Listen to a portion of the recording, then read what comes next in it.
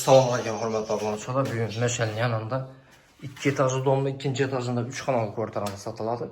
Şu an sizlerle birlikte görüp çıkıyoruz.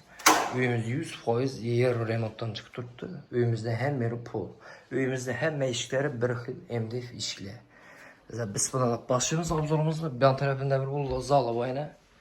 Bu üyümüzde eğrim cihazları, kalada eğrim cihazları gitedi. Abonentler üyümüzde yaxşılab etibar beremiz. Aynalarımız aqua. Yanımızda 2 tane zamanı atapleniyası bu. Çıraylatıb avadan çıkarıp koydular.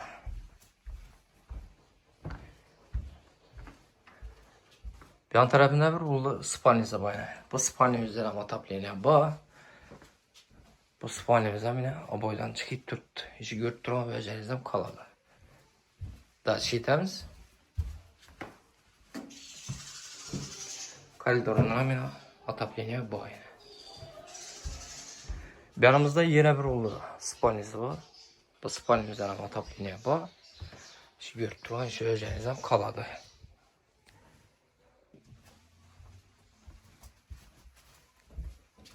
Bir yan tarafında yine rakıyla koydular. Yanımızda bir oldu kuchnizi var yine.